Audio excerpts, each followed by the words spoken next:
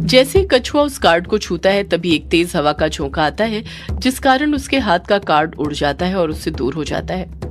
तारा तुरंत उस कार्ड को उठाने के लिए सोफे पर से उठ जाती है।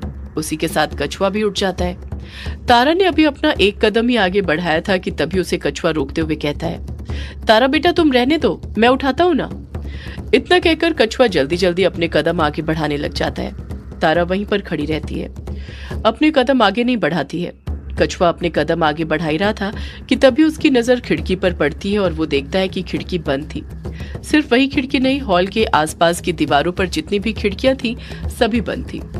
कछुआ मनी मन सोचने लग जाता है, ये क्या, सारी खिड़कियां तो बंद है, फिर ये इतनी तेज हवा का झोंका अंदर कहां से आ गया। कछुआ ने इतना सोचा ही था कि तभी उससे कुछ कदमों की दूरी पर खड़ी तारा बोल पड़ती है, आप रुक क्यों गए कछुआ भैया, कार्ड उठाइए ना। तारा की आवाज सुनकर कछुए का ध्यान खिड़की पर से हट जाता है और वो अपने कदम आगे बढ़ाते हुए कहता है, हाँ तारा बेटा बस उठा ही रहा हूँ, इतनी जल्दी किस चीज की है, कार्ड थोड़ी कहीं पर जा रहा है। इतना कहकर कछुआ जल्दी जल्दी अपने कदम आगे बढ़ाने लग जाता है। कछुआ कार्ड के पास पहुंच जाता है और उसे उठाने के लिए नीचे झुकने लग जाता है। जब कछुआ उस कार्ड को नीचे से उठाकर ऊपर उठता है तो उसकी नजर उस कार्ड पर पड़ जाती है। उस कार्ड को देखकर कछुआ भौचक्का रह जाता है, उसे सांप सूंघ जाता है, वो डर से कांप जाता है। कछुआ उस कार्ड को देखकर मन ही मन सोचने लग जाता है, ये तो डेथ कार्ड है जो खतरे का प्रतीक है। इसका मतलब ये हुआ कि तारा की जान को खतरा है, वो किसी बड़ी मुसीबत में फंसने वाली है या फिर फंस चुकी है। इतना कहकर कछुआ पीछे मुड़ा ही था कि तभी उसे कुछ चीज हिलने की आवाज सुनाई देने लग जाती है, जैसे कांच आपस में टकरा रहे हो। कछुआ चौकन्ना हो जाता है और अपने आसपास देखने लग जाता है। तभी उसकी नजर तारा के सिर के ऊपर जो झूमर था उस पर पड़ती है। वो झूमर पूरी तरह कांच से बना हुआ था और काफी बड़ा था। कछुआ देखता है कि वो झूमर बड़ी तेजी के साथ हिल रहा था। ऐसा लग रहा था जैसे कोई उस झूमर को बड़े ही जोर से हिला रहा हो और वो झूमर कुछ ही देर में नीचे गिरने वाला हो। तारा एकटक नजर से कछुए को ही देख रही थी, इसलिए उसे झूमर के बारे में कुछ पता ही नहीं था। कछुआ उस कार्ड को वहीं पर छोड़ देता है और तुरंत तारा की तरफ भागते हुए कसकर चीखता है, तारा बेटा। तारा की कुछ समझ ही नहीं आता है कि कछुआ इतनी कसकर उसे देखकर क्यों चीख रहा था। आखिर अचानक से उसको क्या हो गया था। जैसे ही कछुआ भागना शुरू करता है वो कांच का बड़ा झूमर अपनी जगह से निकल जाता है और नीचे गिरने लग जाता है। तारा उस झूमर के एकदम नीचे खड़ी हुई थी। वो झूमर तारा के सिर के ऊपर गिरता उससे पहले ही कछुआ तारा के पास पहुंच जाता है। वो एक लंबी छलांग लगाता है और तारा को उससे दूसरी तरफ धक्का दे देता है। तारा दूसरी तरफ फर्श पर जा गिरती है और कछुआ भी दूसरी तरफ जा गिरता है। वो झूमर उन दोनों के एकदम बीचों बीच आकर गिरता है। जैसे ही झूमर नीचे गिरता है एक जोरदार धड़ाम से आवाज आती है। झूमर के टुकड़े टुकड़े हो जाते हैं। फर्श पर हर जगह कांच के टुकड़े फैल जाते हैं। झूमर को अचानक से गिरते हुए देख तारा घबरा जाती है। उसके दिल की धड़कन जोरों से चलने लग जाती है। कछुआ भी जैसे तैसे अपने होश संभालता है, अपनी जगह पर खड़ा होता है और तुरंत तारा के पास जाकर उससे हड़बड़ाहट के साथ कहता है, तुम ठीक तो हो ना तारा बेटी, तुम्हें लगी तो नहीं ना। तारा डरते हुए जवाब देती है, नहीं कछुआ भैया, मैं बिल्कुल ठीक हूँ, आप तो ठीक है ना। कछुआ कहता है, हाँ मैं भी ठीक हूँ तारा बेटी। कछुआ जस्ट अभी हुए हादसे के बारे में सोचकर मन ही मन कहने लग जाता है, ये टैरो कार्ड की भविष्यवाणी तो अभी से सच होने लग गई है। कछुआ ने इतना कहा ही था कि तभी तारा कसकर चीखती है, कछुआ भैया। कछुआ हड़बड़ाहट के साथ तारा की तरफ देखते हुए उससे कहता है, क्या हुआ तारा बेटी। तारा डरते हुए अपने हाथ से इशारा करते हुए कहती है, वो कछुआ भैया वो।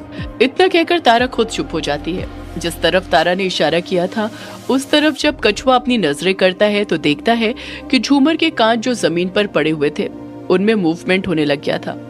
वो हिलने लग गए थे। वो ऐसे हिल रहे थे जैसे उनमें जान हो। कछुआ की समझ में भी नहीं आ रहा था कि ये सब हो क्या रहा है। वो भी ये सब देखकर कुछ ज्यादा ही घबरा गया था। देखते ही देखते वो कांच के टुकड़े आपस में चिपकने लग जाते हैं, एक के पीछे एक लगकर जुड़ने लग जाते हैं। तारा डरते हुए हकलाहट के साथ कहती है, ये सब क्या हो रहा है कछुआ भैया, ये कांच के टुकड़े कैसे जुड़ रहे हैं आपस में। उन कांच के टुकड़ों में मूवमेंट होता हुआ देखकर कछुए की बोलती भी बंद हो गई थी। वो भी डर के मारे कांपने लग गया था। देखते ही देखते वो कांच के टुकड़े आपस में चिपकने लग जाते हैं और एक बड़े से सांप का रूप ले लेते हैं। झूमर के कांच के टुकड़ों से एक सांप बन गया था। वो सांप दिख तो कांच की तरह ही रहा था, पर उसमें मूवमेंट एक असली सांप की तरह थी, जो तारा और कछुआ दोनों की तरफ अपना बड़ा सा फन फैलाया हुआ था। उसकी पूंछ भी एक असली सांप की तरह ही हिल रही थी। वो सांप रेंगने लग जाता है और रेंगते हुए तारा कछुआ दोनों के पास आने लग जाता है। कछुआ डरते हुए हकलाहट के साथ कहता है, भागो भागो तारा बेटा भागो, वरना ये सांप। इतना कहकर कछुआ हॉल के अंदर ही भागने लग जाता है। तारा भी भागना शुरू कर देती है। हड़बड़ाहट के साथ भागने के कारण कछुआ दूसरे कोने में चला जाता है और तारा दूसरे कोने में चली जाती है। भागते हुए कछुआ जब पीछे मुड़ता है तो देखता है कि वो सांप उसकी तरफ नहीं आ रहा था, बल्कि तारा के पीछे जा रहा था। कछुआ समझ जाता है कि वो सांप तारा के लिए ही आया है। तारा की जान सच में मुसीबत में फंस चुकी थी। खतरा उसके सिर के ऊपर सांप बनकर मंडरा रहा था। तारा डर के साथ भागी जा रही थी और वो सांप रेंगते हुए उसके पीछे जाते जा रहा था। कछुआ रुक जाता है और खुद से बड़बड़ाते हुए कहता है, मैं तारा को ऐसे नहीं छोड़ सकता, मुझे उसकी मदद करनी होगी। कछुआ तुरंत अपनी जान की परवाह किए बिना तारा के पास जाने लग जाता है। उसने प्रण लिया था कि वो तारा को कुछ नहीं होने देगा और वो वही निभाने जा रहा था। तारा उस सांप को देखकर इतना ज्यादा घबरा गई थी कि उसके कुछ समझ नहीं आ रहा था कि वो क्या करे। वो डर के कारण भूल ही गई थी कि उसके पास शक्तियां थीं जिसकी मदद से वो उसे रोक सकती थी। लेकिन वो इतनी ज्यादा घबराई हुई थी कि कुछ सोच ही नहीं पा रही थी। उसका दिमाग काम ही नहीं कर रहा था। वो बस भागे जा रही थी।